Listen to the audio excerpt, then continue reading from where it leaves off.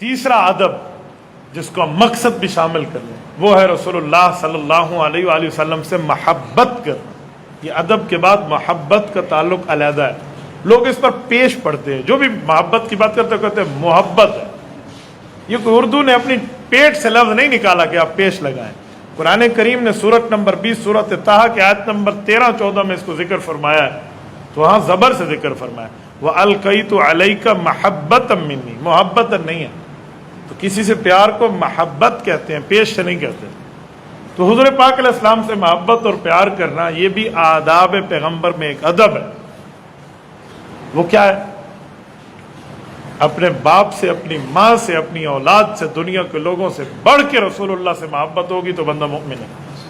حدیث پاک میں ہے نا، صحیح بخاری جلد اول میں حضرت انس رضی اللہ عنہ کی روایت موجود ہے، لا یؤمن احدکم،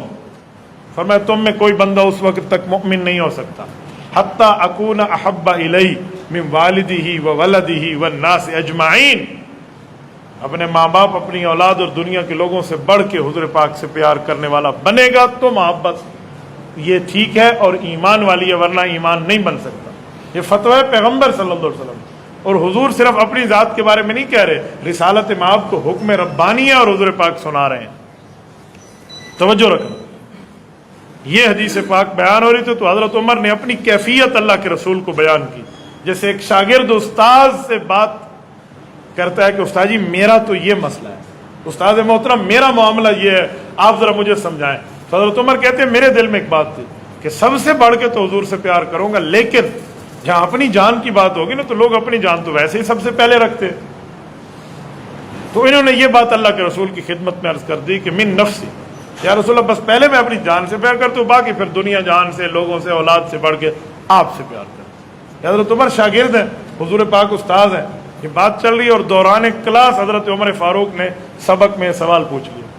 تو حضور پاک نے فرمایا نہیں یا عمر، یوں نہیں بنے گا، اگر اپنی جان کو مقدم رکھو گے ایمان نہیں ملے گا۔ عمر فاروق جس کی زبان پہ عرش سے فرش پہ قرآن آتا ہے، عمر فاروق جس کو سلام آتے ہیں، جس کے سامنے سے شیطان راستہ چھوڑ دیتا ہے، جس کی ایک آواز پر ساریہ کے پاس ہوائیں بات لے کر جاتی ہیں، جس کے خط پہ دریائے نیل چلا اور قیامت تک چلتا رہے گا، جس کی چادر سے حرہ کی آگ بجھی، اور جس عمر فاروق کے کوڑے سے زمین کا زلزلہ روکا، یہ اسے کہا جائے کہ جی نہیں عمر، پھر ایمان والی بات نہیں ہوگی اگر اپنی جان کو پہلے اور رسول اللہ کو بعد میں رکھیں۔ حضرت عمر کہتے ہیں رسول اللہ جملہ فرما رہے تھے تو میرے دل میں یہ بات آئی کہ اب واقعی میرا دل کا معاملہ رسول اللہ کی محبت میں پہلے آ گیا ہے، اپنی ذات بعد میں آ، یعنی حضور پاک کے ارشاد میں ایسا اثر تھا۔ حضرت عمر عرض کرنے لگے دوبارہ کہ یا رسول اللہ جب میں پہلے جملہ کہہ رہا تھا نا اس وقت دل کا معاملہ اور تھا، لیکن آپ کی بات کی برکت سے آپ ارشاد فرما رہے تھے، اللہ نے میری قلبی کیفیت بدل دی،